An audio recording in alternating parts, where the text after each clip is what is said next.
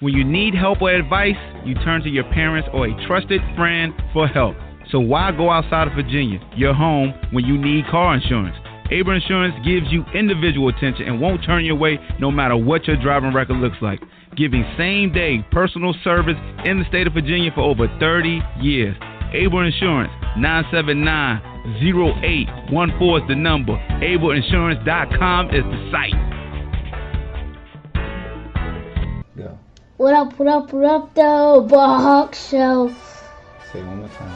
What up, though, Ball Hawk Show.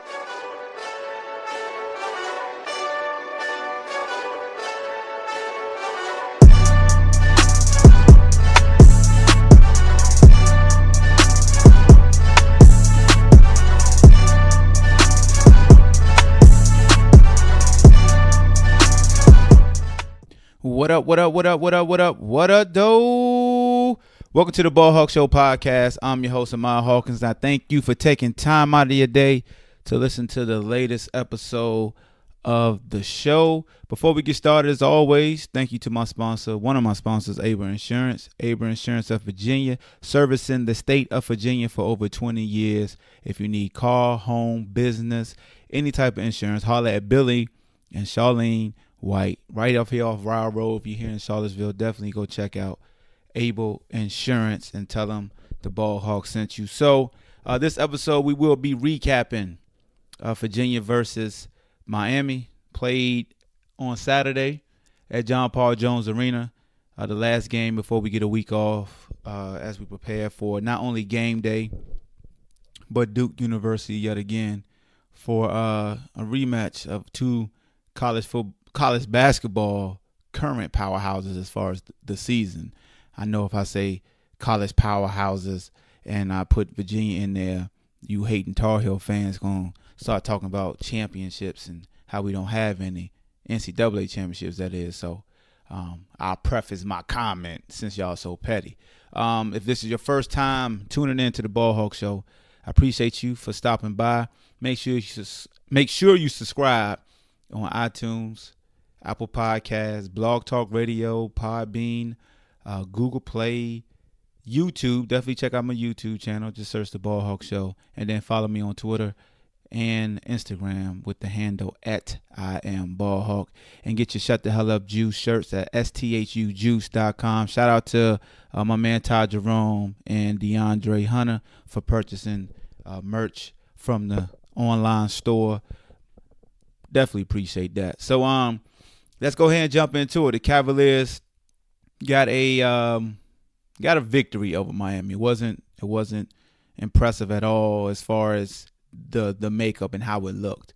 10-point win, 56-46, held another team to under 50 points. Virginia is now 20-1, 8-1 in the ACC. Extended its school record for consecutive 20-win seasons to now 8 straight seasons with at least 20 wins.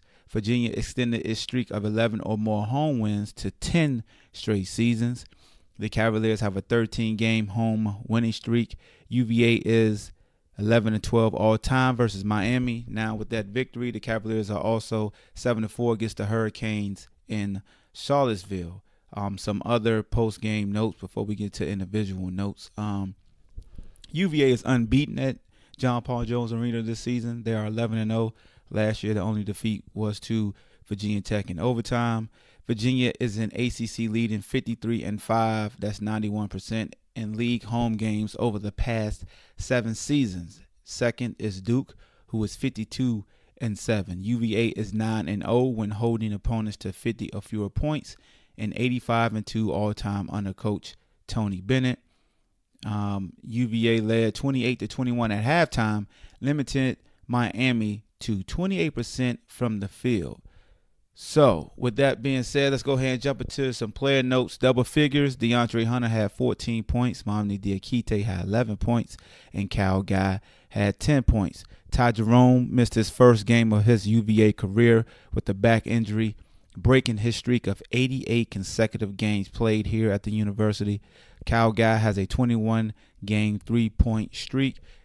And also, Guy moved into sole position of 45th on UVA's career scoring list with 1,000 and 42 points. Kihei Clark, who got the start, had a career high 6 turnovers this game, and we'll break down more of what he did that was positive in this game. Clark also played the season high 37 minutes and matched the season high with 6 assists. Mamdi Diakite had 3 blocks and has a 14-game block shot streak. Jack Salt matched the season high with 9 rebounds, and Braxton Key matched a career high with 2 blocks. So as we look into the box scores, UVA as a team, they shot 42% from the field, just 35.3% from 3. They attempted 17 3-pointers and hit 6, and they were 60% from the free throw line. Conversely, they held Miami to shooting just 34% from the field and just 19% from 3. Their jumper from 3 was absolutely broken. They was 4 of 21, and they got various good looks. They had some contested looks and shot clock threes that they had to take, but their jumper was just off. And just looking at the game live in attendance, I like to sit up high in like the 300 so I can see the whole floor. That's just the football in me.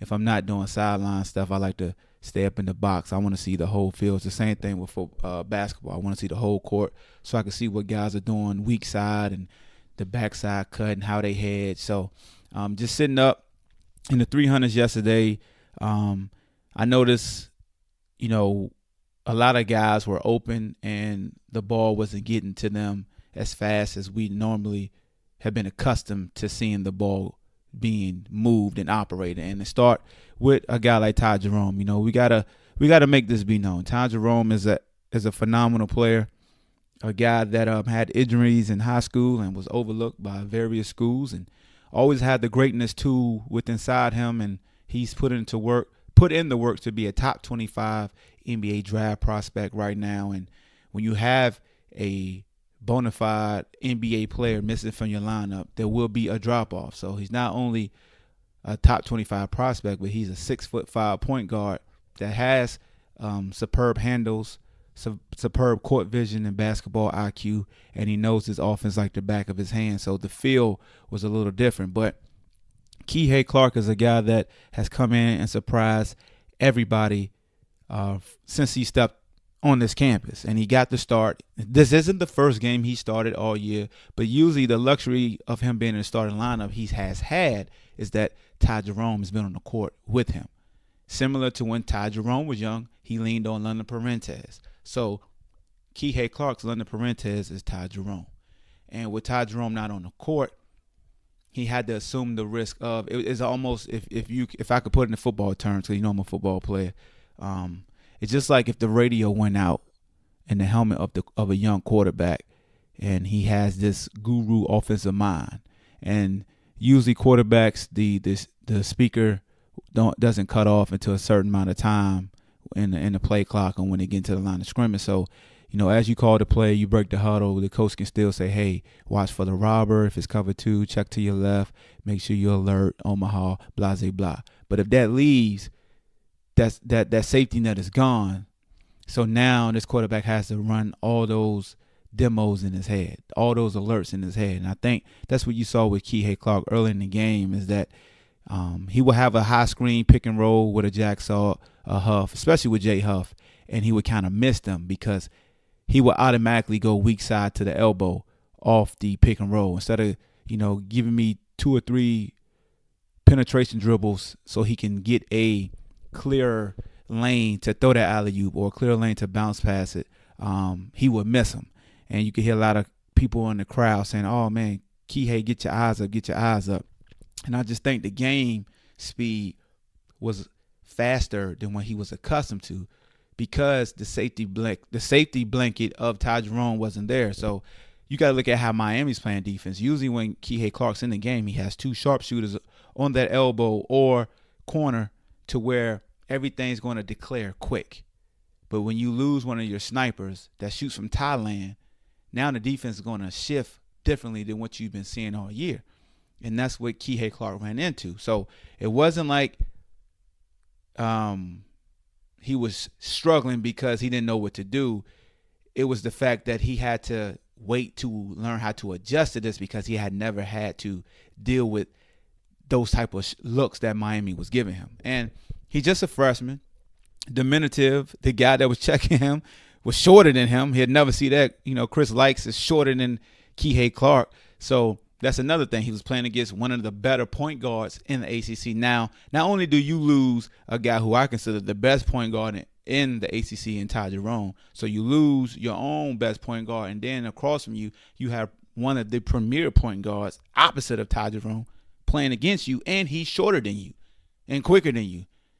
Kihei's not going to go up against any other point guards that's probably quick or just as quick as him. So this was the perfect storm, the perfect learning match for Kihei. And it was at home. It was a good thing it was at home. So when you see the 6 turnovers and 6 assists, you understood why he had some struggles. And it was some passes that were great passes, but he had to understand his personnel. One time he had a no-look to Jack Salt under the basket, and people were like, come on, Kihei, come on, Jack Salt. And I'm just like, yo, Jack is not even looking for the ball. Like, he's not accustomed to looking for the ball on the block. You ever had that player when you're playing pickup and they know and they tell you, don't pass me the ball right here. Like, even though I'm cutting, I might be wide open, don't pass me the ball. Jack Salt's one of those guys where he's so accustomed to not getting the ball in certain spots of the floor that when the ball's thrown to him, he's like, who you throwing to? Like, he looking at you like, why you throwing it to me? KYP, know your personnel. So Kihei's a kid that's very unselfish. He's going to make the great basketball play. So he's not going to recognize who the recipient is. He's just, at this age, you're open, take this rock. And he made a lot of nice passes off of his flight. So he'll go up like he's going up for a layup, draw the defense in, he'll get a little wrap around and dump off. So I thought, for his first start without Ty Jerome, it was a great learning experience. Coach Bennett said he played like a freshman at times, and then other times he played like we've been seeing all season, where he's been very sound with the basketball. Change of speed is phenomenal. Just had Lykes doing spin moves like it was Michael Jackson without the basketball. And I like what I saw out of him, and he's very capable. Also, Kihei hit some threes, so he's showing you just can't sag off of him. That's the one thing I like about the young man. He's going to compete. He has 6 turnovers, but he still had 5 rebounds. I like what I saw. I knew he would struggle without Ty Jerome there, so it didn't really worry me. DeAndre Hunter was just 6 of 13 from the floor. He has 6 rebounds. Referees are starting to ref him a little differently. I see that they'll call offensive foul on him a lot because he's got his shoulders gathered so broad. He's so strong that guys are starting to flop off of him, and they're getting calls against him. And the thing about him is he's in a predicament because people don't want to really see him. Like, they want to see DeAndre do well, but they don't want to see him do so well that he's going to leave. That's how I feel like it is with DeAndre Hunter. It's the selfish part of a fan. It's like, damn, I want DeAndre to ball out. But the more that he ball out, the more he's going to leave us. And I want him to bring us a national championship. And I think that's the predicament we fall in with DeAndre Hunter. I know that was just a sidebar. But let's get back into the analytics. As far as how we played offensively, we were definitely out of sync. We were sloppy. We didn't shoot the ball particularly well. And it seems like since the Duke game, our shooting hasn't been what we've been accustomed to leading up to that game. And I had a fan ask me on YouTube, and I forgot the name. I don't even have it up in front of me. But he asked me to talk about, do I feel like the video between Hunter and Cal Guy has played a role as far as the way our team has looked since the Duke game, as far as shooting and sloppy play. How many turnovers? We had 14 turnovers. So we basically had 30 turnovers in the past 2 games, which we probably hadn't had 30 turnovers in 10 games coming into the Duke game. But since, the last 2 games, we got 30 turnovers. And I really wholeheartedly don't think that – I think that video was just a disservice to the players because certain guys get up differently. And if I could use myself, for example, if I'm preparing for a game, I'm a prick. Like, I'm very mean. I'm very focused. I'm not dapping everybody up, but like I'm locked in. I'm visualizing. So I'm pretty sure if the social media age was in the running like it is right now, it could be a lot of misconceptions of how people felt towards me and my teammates leading up to the game. And just seeing how those guys interact, I doubted if they had a true beef that spilled over onto the court, because I've been on plenty of teams where I didn't get along with a teammate, couldn't stand a teammate, but once we got in between those lines, we were the best of friends because we had the same common goal. That's what I always talk about in my other podcast when it comes to the world. If the world could just be like a sports locker room and a sports team, you wouldn't have to worry about racism because everybody has a common goal, and we don't see race. We just see what each other, we just see brothers and what we can do to better help each other. And that's why I don't feel like that video is an illustration of why we're struggling. I just felt like you can interpret the video any way that you want to, and if you feel like that it's a spat between those two, that's your prerogative. Me personally, it's not a spat between those guys because I've been there and done that. And just knowing Ty Jerome and knowing DeAndre Hunter, those guys don't hold grudges against it. Like, those are some of the nicest human beings you ever meet. So that's why I shot it to the left, because I know them personally. Now, if you don't know them personally, you have every right to draw a conclusion that is negative for the betterment of the team. That's your right. But this game overall, it was difficult to watch live in the building. I think we have great standards for this program now. I always had the slogan, good is the enemy of great, and everybody's holding this program to a great standard because they've demonstrated greatness on a consistent basis. And anything less than that would not be tolerated, and that's what you want out of your fans and out of your head coach. Many times as Coach Bennett called timeout for various reasons because we were very sloppy, uncharacteristic shots, uncharacteristic defensive lapses. He's holding them accountable. I mean, I told my wife, man, we up. You would have thought we were losing how we were acting towards our team and how Coach Bennett was holding them accountable. You would have thought that Miami was close and it was always like a 9 or 10 point lead majority of the game. Like, we were in control the entire game. You know what I'm saying? And that's what we come accustomed to, and I think that's a great thing. We had 26 points in the paint. We had 8 points off a turnover. So if you look at it, we had 14 turnovers. They only have 4 points off those 14 turnovers. So you look at that as a plus of saying, yes, you may have turned the ball over, but did you get back on defense? Did you sulk? Did you point the finger? No, those guys continue to compete. Second chance points, we limited Miami on that. If you remember, NC State had 12 or 16 offensive rebounds. Miami only had 5. It's a different team, but we corrected it. I think Manu Diakite is definitely the table starter for us. It seems like when we could get him going early, he feeds off that and he becomes that dynamic rim protector that we love to see. Braxton Key is a guy that's first off the bench. Beginning of the season, he was the starter. Braxton Key to me is like the guy that if things are going wrong, you put him in and he corrects. He's the key. He corrects it. He unlocks the game genie to where we get back on track. I really love when he comes into the game, just his feel for the game, understanding who he is, understanding what's on the floor with him and what's needed of him. He had 8 rebounds that, again, I think he leads the team in rebounding, and he doesn't even start. Jack Salt's a guy you're going to get what you're going to get out of him. Just a strong dude. That's it. Jay Huff only played 9 minutes, and I think just because with Braxton Key and Diakite, they gave us that lineup that we needed to really keep Miami off balance. I thought Jay Huff was very hesitant yesterday for some reason. I thought he had some good looks at the top of the key. I feel like every team is going to sag off him at the top of the key because they feel like a Tony Bennett team won't shoot early in the shot clock.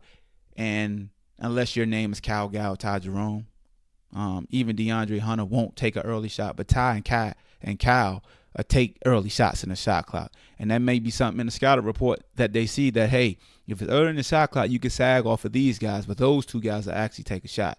I just didn't think he was as aggressive as I'm used to seeing.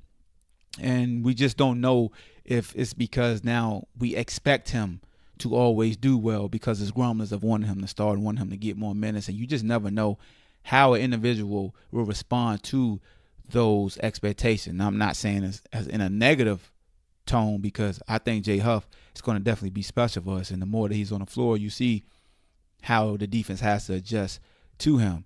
And anytime we see Jay Huff on a block, guys, and nobody's like that close to him, just throw it up to the square. He'll go catch it.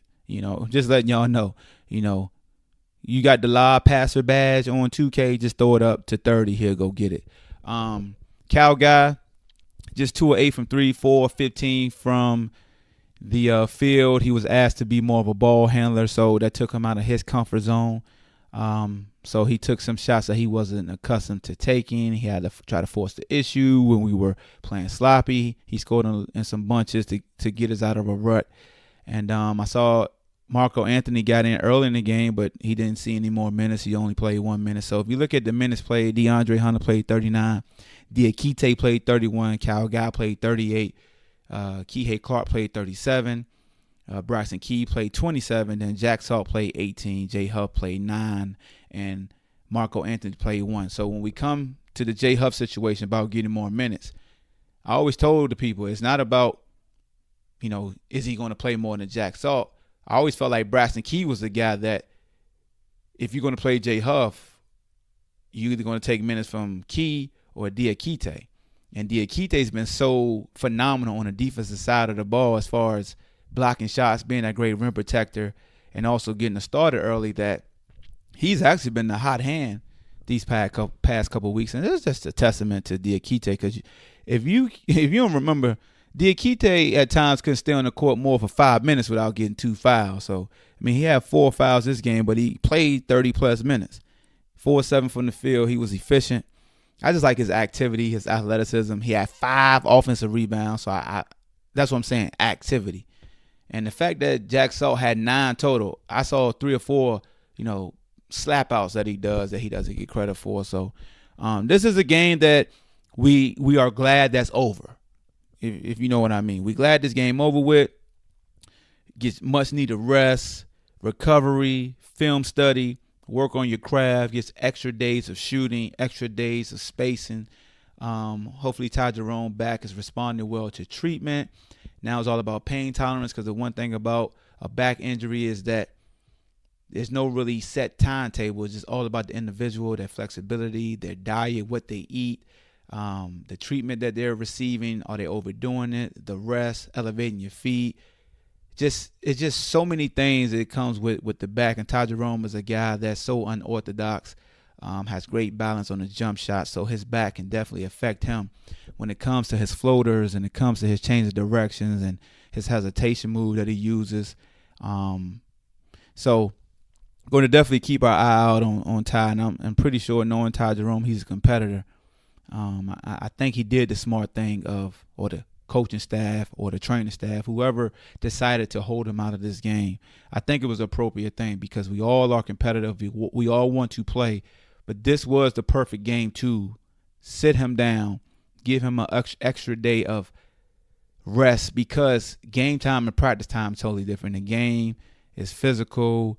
Your endorphins are kicking in, so you may think you're fine, and then the next day you can set yourself back 2 and 3 days. So I think it was a great thing that they sat him out and allow him to rest, and that goes to show the confidence that we have in Kihei, and that goes to show the development, the advanced development that he has. So that's all I got for you guys, man. That's at 23 minutes. We're hitting the 23-minute mark a little bit after. Maybe 24, because when I record this, it ain't like I time up the intro. So it's probably 24 right now, because the intro is a minute. So with that being said, man, appreciate y'all for tuning in. I'm recording this on Sunday, so hopefully you guys enjoy the Super Bowl. Shout out to my man Chris Long, Walter Payton Man of the Year for the NFL. Salute to Chris Long, a great ambassador for the University of Virginia. What can you say about Chris Long? He's also teaming up. Malcolm Brogdon is also teaming up with his Waterboy organization.